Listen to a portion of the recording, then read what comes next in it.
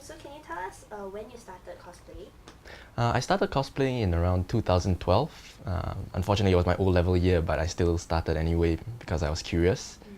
It was a great stress reliever back then, and also it didn't really affect my studies too much as I started small, so I could balance both studies and cosplay as well. So how did you get into the hobby? At first, I got into this hobby when I saw other online cosplayers cosplaying my favorite TV series and anime as well. And so I was quite curious to why they decided to bring fictional characters to life, and I also wanted to try. So how much do you spend on cosplaying? Per month, usually not so much. Particularly depends on the type of costume that is planned. If it's a cloth costume, it usually won't exceed about $80, inclusive of wig and shoes. Personally, I like to reuse some stuff if I can, so that saves a lot of money and space as well. And also for armor cosplays, since I cannot buy them ready-made, there's a lot more there's a lot more man hours involved in making them. However, they end up cheap if you use the right materials. If you don't mind us asking, how do you usually raise the money for cosplay? Most of the money from cosplay comes from either my previous internship work, or it came from my pay for jobs outside. Yeah. So have you ever felt like you wanted to stop cosplay? Could you tell us more about it? There have been times that I wanted to stop cosplaying due to reasons like I was just not feeling the fun anymore, or yeah, mostly it's not feeling the fun anymore. Yeah. So in your opinion, what makes like a cosplayer a cosplayer? To me, the most important thing for cosplay is the feeling put behind the portrayal of the character. I feel that's most important because, in a sense, you are taking on the artist's vision and putting it onto yourself when you cosplay the character. In that case, how do you feel about like people who cosplay just for fame?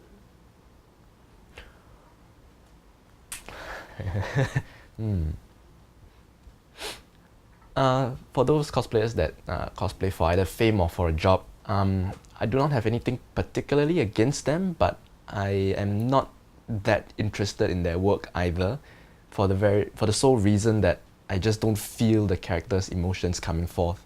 I only see a really nice looking person. That's about it. Since you're somebody who makes like so many of your costumes on your own, how do you feel about people whose costumes are entirely store-bought? There's no shame in store-bought costumes because I understand that some people either don't have the time or the resources, or most importantly, the parental support to make costumes of their own. So I do not look down on people who buy store-made costumes. But I also personally buy store-made costumes when I'm feeling lazy myself. What is the most obvious differences between someone who cosplays casually and like a hardcore cosplayer?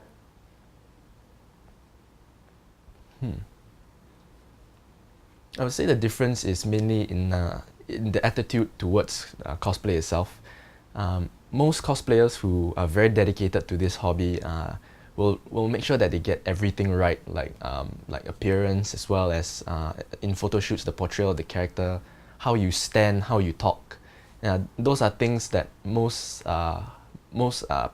experienced cosplayers would try to learn beforehand, before the actual day itself, so that they can portray the character to the best of their ability. In that case, do you consider yourself a hardcore cosplayer? I would say myself, I'm just an average cosplayer.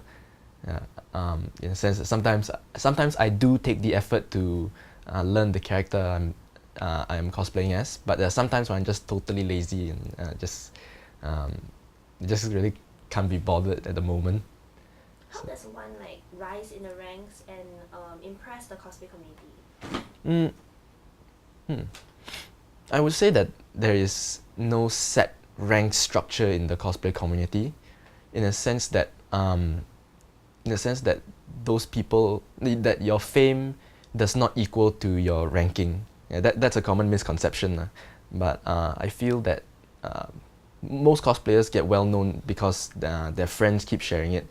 So it's mainly about how much friends you have.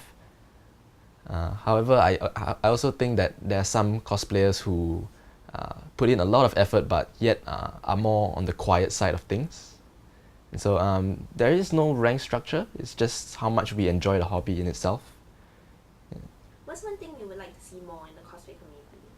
I'd definitely like to see more people being true to their characters and not just the ones that are in the mainstream fandom. Because I know that Singapore is not known for its variety as much. Like US cosplayers, they would cosplay everything from comic books, video games, to anime, and even to those small doujin comics made by people in Japan. Whereas Singapore, on the other hand, it's very predictable in a sense that you can find the usual mainstream anime and fandoms in there, and people don't really branch out that often. In your opinion, is that a setback for us in Singapore? I would say it is a setback in the sense that we limit ourselves to what we want to express. Yeah. Cosplay should be about expressing yourself through the character and not just that particular fandom on its own. Do you have some like small pet peeves when it comes to cosplay? For the biggest one for me will be that if the person doesn't know the character they're cosplaying, but yet still decides to cosplay because that character is either pretty or very attractive. Yeah, I would say that that is something that really grips me a bit hard there, because it doesn't do the character justice. I feel it's also slightly disrespectful to the artist who made it, because that artist poured quite a lot of emotion into it.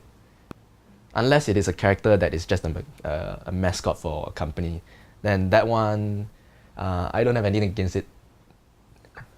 Sorry. So, do you know people who see cosplay in a negative light? I do have people that see cosplay in a sort of negative light. One that immediately comes to mind was my BMT platoon mate. He thinks cosplayers are weird, or perhaps maybe a bit homosexual as well, or very sexually active, I guess. How would you try and change the minds of these people? Well, personally for me, the way I conduct myself in front of these people is I come across first as a human being first, rather than a cosplayer. And so I would I would build a reputation with them for being able to do my work properly and to interact as friends first, and then coming across as a cosplayer as a hobby. And so in a sense, I do not use the hobby as my identification. Yeah.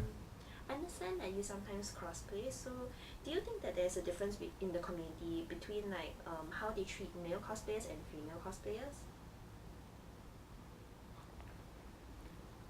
There's a slight difference in the way cosplayers treat females as well as males. Females are generally better looking, naturally more attractive towards people, and so sometimes some of the good male cosplayers get sidelined, and so sometimes I feel that's why some male cosplayers move over to crossplay as well, because in a sense they can get well known faster than if they were to do a male cosplay. Do you feel the same, that you get more recognition from cosplaying than regular cosplaying?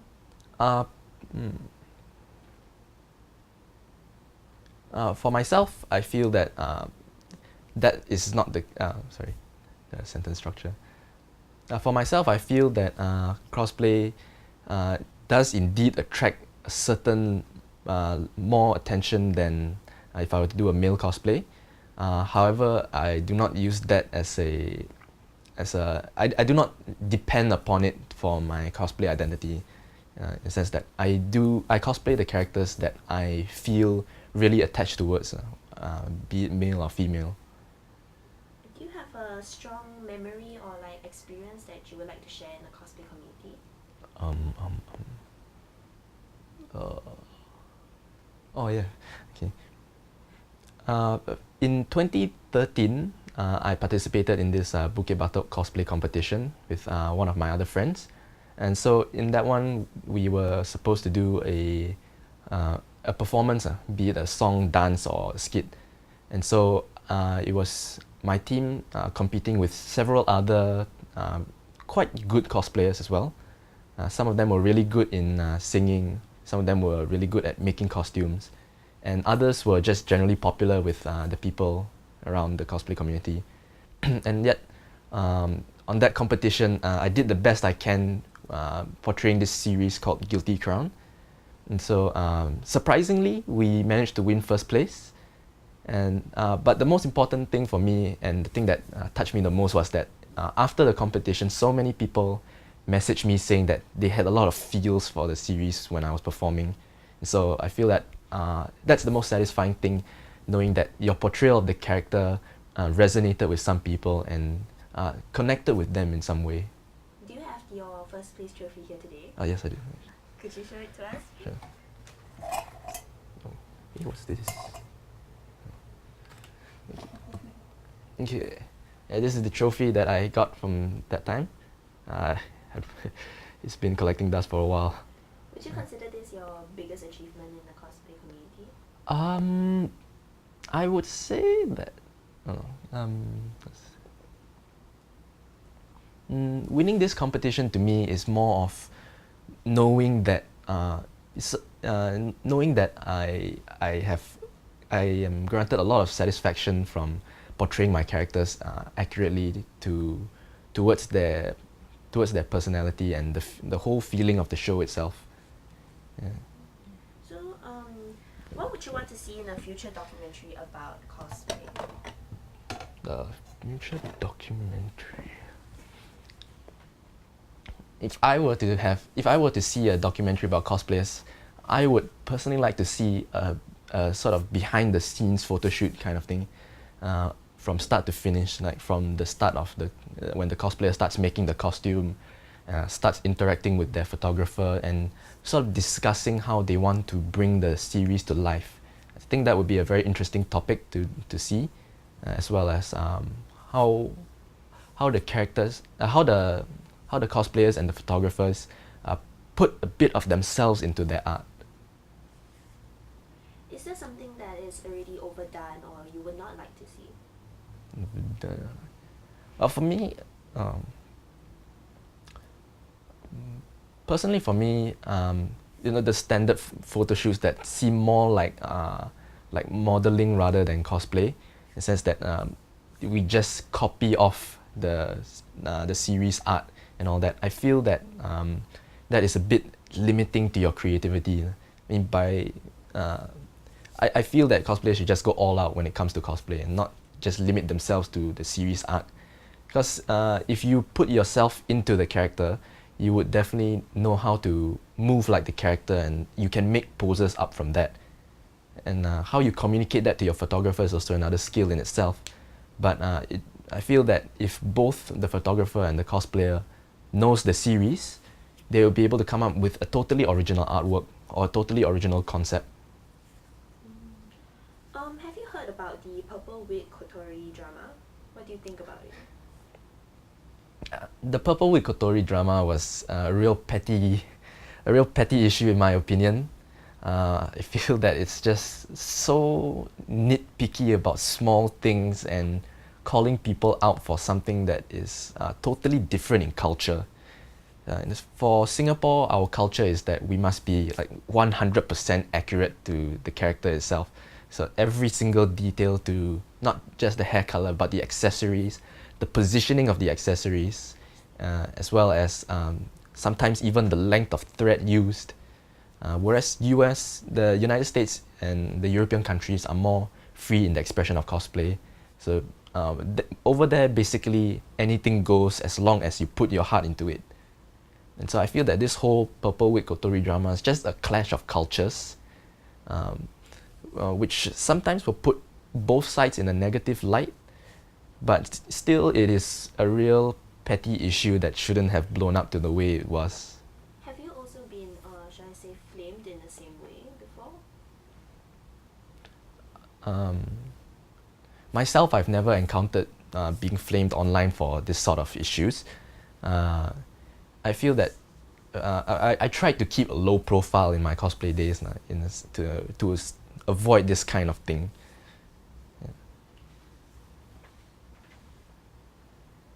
you think is the biggest mistake a casual cosplayer can make, in your opinion? A casual cosplayer's biggest mistake that they will make is wearing the costume of a particular character but calling it another character from another series. I feel that that's just a total no-brainer. Like, how could you mistake this character for that character? Have you run into someone like this before? Yes, personally, I myself have done it before when I first started. Uh, um, However, I have seen a few cosplayers that way, but it's a very, very rare occasion. I mean, most cosplayers would know their character at a basic level first. Only one or two would totally not know anything about their character. I see. So, could you tell us briefly about what cosplay you're making today? Oh, right, okay. Today I'm making armor for Darkness from this anime called Konosuba. And so Darkness is a sort of knight who is completely useless. She can't contribute anything to her party, and she cannot hit a single thing. But yet she is the main damage absorber of the team.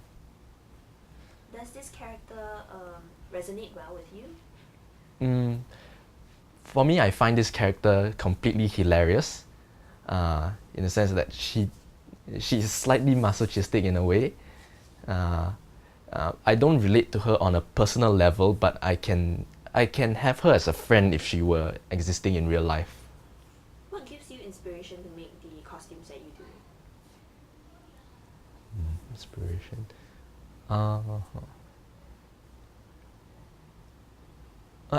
I personally am interested in old medieval armor or old samurai armor, so I like to use them as references on how I build my armor itself in a way that how the joints will articulate and how much detail goes onto a specific part of the armor.